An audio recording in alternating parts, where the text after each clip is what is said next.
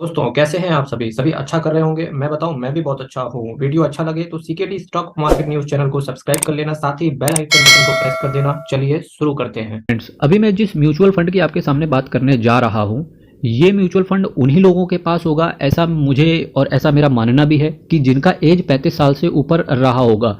क्योंकि जब मैं इस म्यूचुअल फंड की कंप्लीट इन डेप्थ एनालिसिस करूंगा और जब मैं वीडियो के अंत में पहुंचूंगा तब आप खुद से जान पाएंगे कि ऐसा मैं क्यों बोल रहा हूं। चलिए बात करते हैं वन बाय वन करके, और आपके अंदर जो डाउट है वो भी धीरे धीरे चल के आगे चल के क्लियर होते चले जाएंगे। ठीक है, फिर भी कोई डाउट अगर बच जाता है तो आप कमेंट बॉक्स में अपना डाउट जरूर छोड़ दीजिएगा। नेक्स्ट वीडियो में उस डाउट को मैं जरूर क्लियर कर दूंगा। एनएवी की बात करेंगे, 348 रुपए का इसका एनएवी चल रहा है, तो आप इसके एनएवी को देख के अंडर एस्टिमेट मत करना। अगर मैं इसके एक साल के रिटर्न की बात करूं तो देखिए 11% के हिसाब से इस म्यूचुअल फंड ने रिटर्न इन्वेस्टर्स को डिलीवर करके दिया है अभी तक। अगर मैं एक साल की बात करूं तो किसी भी म्यूचुअल फंड से अच्छा रिटर्न इस म्यूचुअल फंड ने दिया है। तो आप देख सकते हैं एक साल में 11% का रिटर्न, यानी कि इसने इन्फ्लेशन को भी बीट करा। साथ ही साथ फिक्स डिपॉजिट के जो भी इंडिया के अंदर रिटर्न मिल रहे हैं, फिक्स डिपॉजिट के अंदर या रिकरिंग डिपॉजिट के अंदर या पोस्ट ऑफिस स्कीम में, उन सभी को इसने बीट किया है। 3 सालों में बात करेंगे तो 32% का CAGR 3 साल में दिया है इसने। 5 साल में बात करेंगे तो 12% का CAGR। अगर मैं मैक्सिमम इस रिटर्न की, जब मैं इस म्यूचुअल फंड की जब मैं मैक्सिमम रिटर्न की बात करूं तो 14% के CAGR के हिसाब से ये म्यूचुअल फंड आपको रिटर्न बना के दे रहा है। अब देखो, कोई भी ऐसा म्यूचुअल फंड जो 14% के CAGR के हिसाब से रिटर्न दे रहा है, इसका मतलब है केवल वही बंदे, केवल वही लोग इस म्यूचुअल फंड में पैसा डाले होंगे। इस फंड के अंदर केवल उन्हीं लोगों ने पैसा लगाया होगा जिनको रिस्क या तो नहीं लेना या बिल्कुल जीरो लेना है।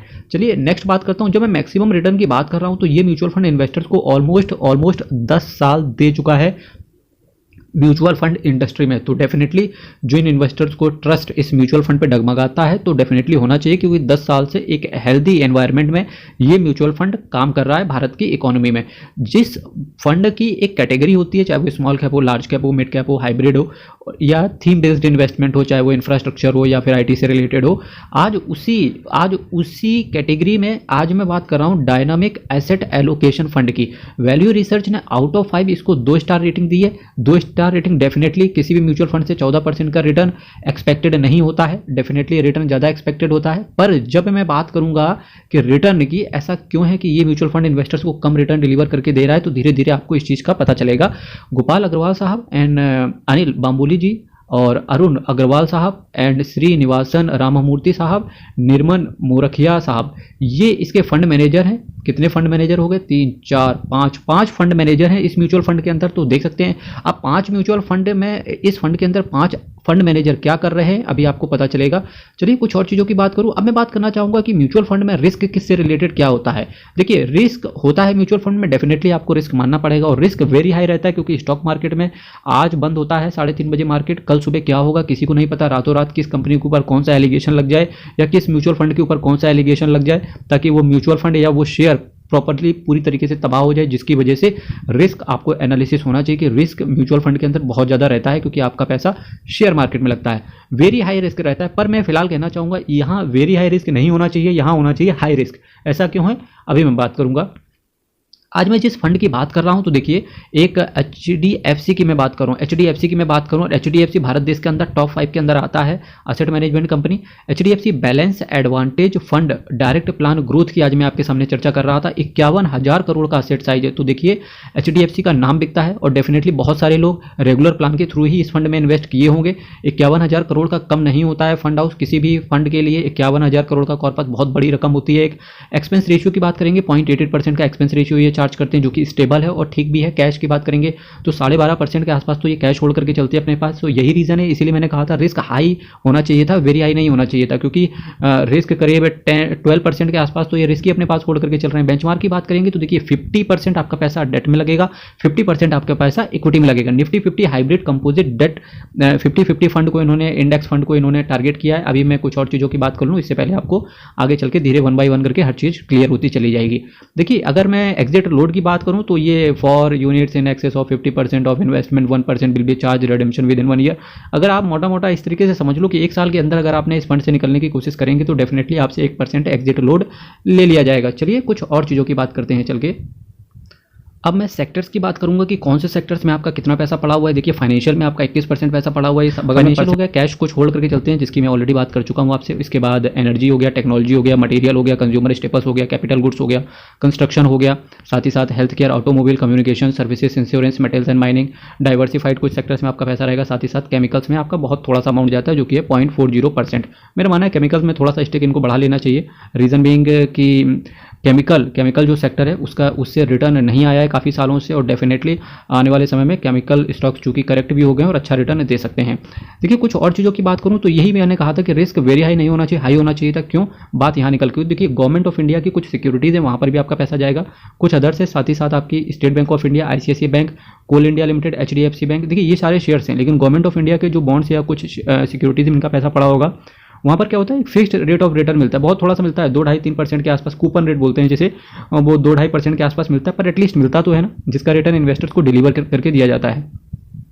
अब मैं कुछ शेयर्स की बात करूंगा तो HDFC बैंक हो गया, हाउसिंग डेवलपमेंट फाइनेंस कॉर्पोरेशन हो गया, ITC हो गया, NTPC हो गया, इन्फोसिस हो गया, शेयर्स सुनते रहिएगा, इन्फोसिस हो गया, L&T हो गया, रिलायंस हो गया, पावर फाइनेंस कॉर्पोरेशन हो गया, bank of Baroda, axis bank, REC, Tata consultancy, TCS के नाम से आप इसे बोलते हो, भारतीय एयरटेल, गेल हो गया, सन फार्मास्यूटिकल हो गया, small industries development bank of India हो गया, भारत पेट्रोलियम हो गया, ब्रूकफील्ड, REIT हो गया, ठीक है, ये इंफ्रास्ट्रक्चर के कुछ स्कीम्स चलती हैं।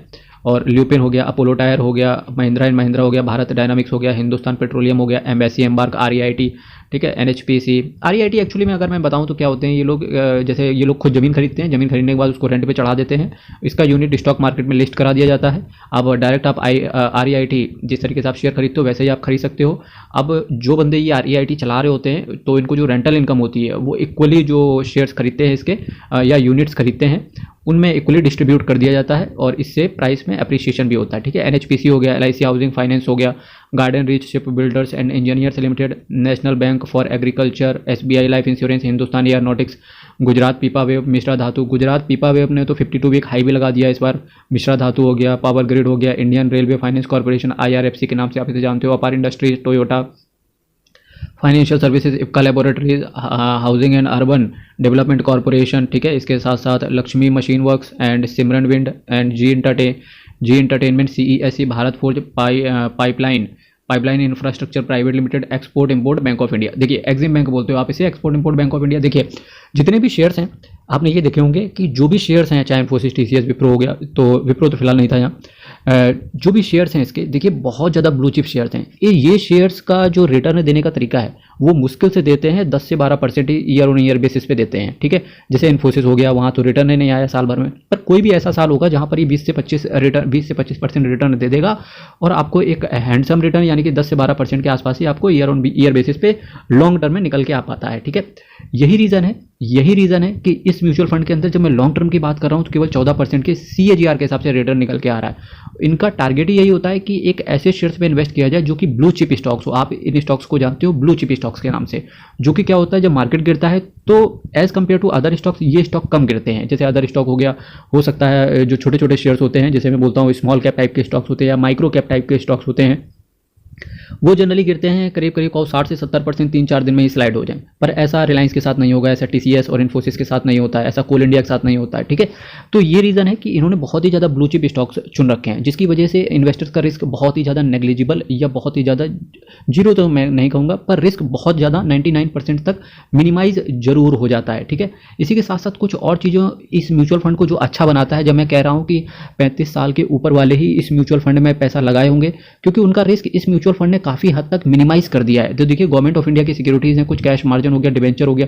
देखिए आपको शेयर्स में डिविडेंड मिलता है लेकिन डिवेंचर्स पे आपको इंटरेस्ट मिलता है, यही रीजन है। और सबसे पहले जैसे कोई कंपनी वाइंड अप होती है, डिवेंचर्स कंपनियां इशू करती हैं, और जब कोई कंपनी वाइंड अप होती है तो सबसे पहला जो पेमेंट होता है वो क्रेडिटर्स को किया जाता है, यानी कि डिवेंचर होल्डर्स को किया जाता है। डिवेंचर होल्डर्स के लिए जो तुम्हारी जो लार्ज कैप कंपनियां होती हैं, कुछ कंपनियां ऐसी होती हैं या बोलो स्पेसिफाइड कंपनीज होती हैं, वहाँ पर क्या होता है डिवेंचर ट्रस्टी बनाए जाते हैं। तो डिवेंचर्स में इन्वेस्ट करना बहुत ज़्यादा सेफ माना जाता है, ठीक है। यही रीज़न है कि इस म्यूचुअल फंड के अंदर रिस्क को जितना कोशिश करी गई है उतना मिनिमाइज कर दिया, फिर भी इन्वेस्टर्स ने या फंड मैनेजर्स ने आपको रिटर्न बना के दे दिया। अब ऊपर वाला एक डाउट आ रहा होगा, वहाँ पे 5 फंड मैनेजर्स थे, मैंने कहा था आगे चल के बताऊंगा ऐसा क्यों। देखिए वो कुछ फंड्स मैनेजर होंगे, उसमें 2 या 3 फंड्स मैनेजर ऐसे रहे होंगे जिनका जो इक्विटी को मैनेज कर रहे होंगे, ऊपर जो शेयर्स हैं उनको मैनेज कर रहे होंगे, 2 के आसपास 2 या 3 हो सकता है इतने फंड मैनेजर्स हो जो इनको मैनेज कर रहे हो, जो ये एडवेंचर्स हो गया, रेपो हो गया, एनसीडी हो गया, आरईआईटीज हो गया, सीजीएल हो गया, एडिशनल टीयर 1 हो गया, रिवर्स रेपो हो गया, सीडी हो गया, इन्वेट हो गया, एडिशनल टीयर 2 सीपीएनसीए बॉन्ड्स,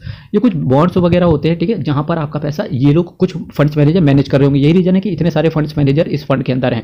और ये फंड हाउस अगर मैं बात करूं तो 35 साल से ऊपर वाले लिए होंगे तो डेफिनेटली उनका ठीक भी है यार उनको लेना, क्योंकि आपका पैसा एक ऐसी जगह पड़ा हुआ जहाँ पे चद्दर ताने रात को सो सकते हैं, टेंशन नहीं रहती है कि क्या कब फंड मैनेजर आ जाएगा, क्या हो जाएगा, इंडस्ट्री गिर रही है, शेयर गिर रहा है, ठीक है।